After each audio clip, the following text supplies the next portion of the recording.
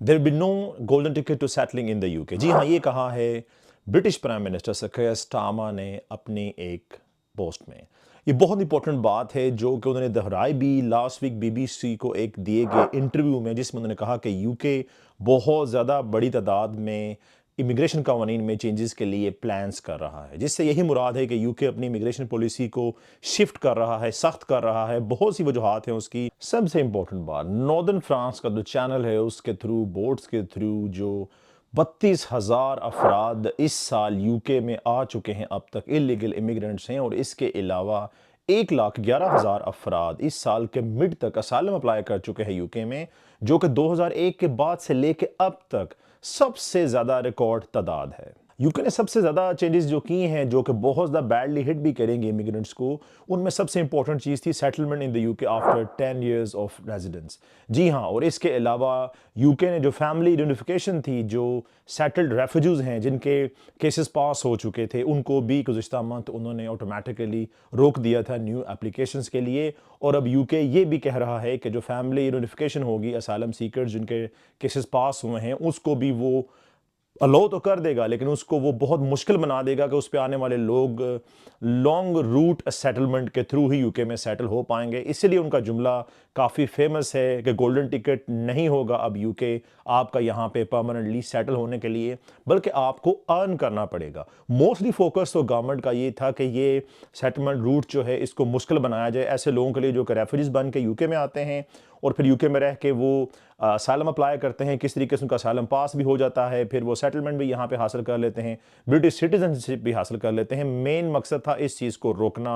Hotels में जितने लोग यूके ठहराता है रेफ्यूजीज़ को, लोगों का बहुत ज़्यादा गवर्नमेंट पे दबाव था कि हमारे पास तो बेसिक सहूलतें भी मौजूद नहीं है, इवन हम फुल टाइम काम करते हैं, और ये लोग जिनको आपने होटल्स में रखा हुआ है ये अयाशी की ज़िंदगी गुजार रहे हैं उन लोगों के पॉइंट ऑफ व्यू के मुताबिक। मेन मसला रेफ्यूजीज़ का था, इलीगल क्रॉसिंग थी चैनल आइलैंड या फिर इसके अलावा फ्रेंच क्रॉसिंग रूट के थ्रू, लेकिन अब उसको सब इमिग्रेंट्स पे थोप दिया गया है। इवन पोस्ट ब्रेक्जिट जो इमिग्रेंट्स आए थे, जिनको यूके ने बुल्क की तादाद में वीज़ाज दिए, 2 नंबर डॉक्यूमेंट्स लगाए, इस पे टेलीग्राफ बीबीसी की अपनी डॉक्यूमेंट्रीज मौजूद हैं कि कैसे मुख्तलिफ सिटीज़ पाकिस्तान के या फिर इंडियंस इसमें शामिल थे जिन्होंने 2 नंबर फेक डॉक्यूमेंट्स लगा के वीज़ाज लिए, 5-5 साल के, 3-3 साल के।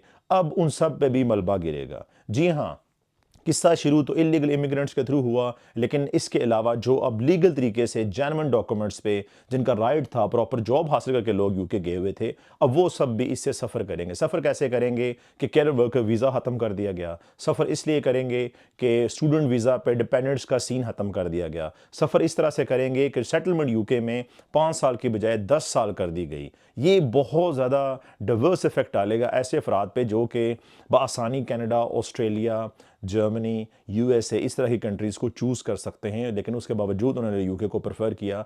यूके को फ्यूचर में ये जो सेटलमेंट राउट को चेंज कर रहे हैं, अगर इसको ये सिर्फ और सिर्फ रखते सिर्फ रेफ्यूजी स्टेटस वाले लोगों पे, तो फिर बेहतर होना था। ये बैडली हिट करेगा यूके को। ऑलरेडी बहुत बड़ी तादाद में ज़रूरत है स्किल्ड वर्कर्स की, जो वाकई ही पढ़े लिखे अफराद हैं, जो कि हाईली क्वालिफाइड हैं।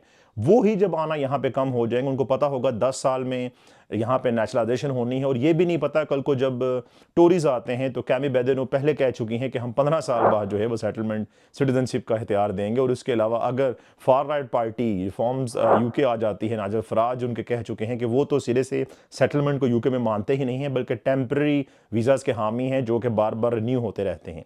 तो लोगों को पता होगा अगर वो अभी स्टिल चूज़ भी कर लेते हैं, स्पेशली नए आने वाले अफराद यूके को, तो आगे फ्यूचर में बहुत अनसर्टेनिटी है।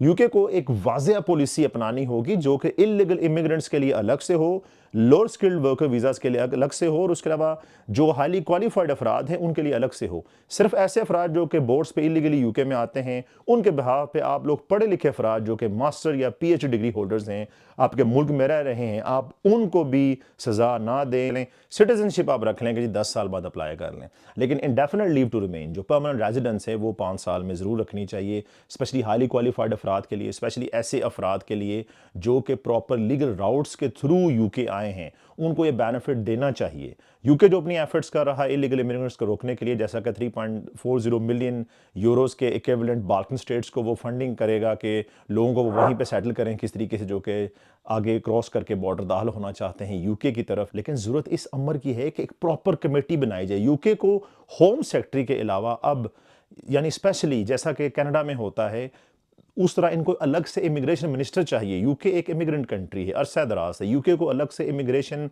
मिनिस्टर चाहिए। होम सेक्रेटरी का ये काम नहीं है, ना ही उनकी इतनी काबिलियत होती है उस काम में कि उनको आए हुए अभी 10 दिन हुए हों और उन पे बोझ डाल दिया जाए कि वो नए रूल्स बनाएं, तमाम चीज़ों को टैकल करें। जब फिर वो उसमें नाकाम हो तो उनको उनकी वजारत दाखिला वाली पॉलिसीज़ पे भी नज़रअंदाज करके बाहर निकाल दिया जाए। शबाना महमूद के लिए भी एक मुश्किल टास्क है ये, यानी उनका कसूर नहीं है। खुद का स्टामा जो हैं वो ह्यूमन राइट्स के लॉयर हैं, उनके लिए भी एक टफ आस्क है कि किस तरह से to make both ends meet किया जाए, इंसाफ का दामन भी हाथ से ना छोड़ा जाए। और जिन लोगों को आपने प्रवोक किया था कि वो यूके आएँ, लेबर मार्केट का हिस्सा बने पोस्ट ब्रेग्जिट के बाद, चूँकि यूके को ज़रूरत थी लोगों की।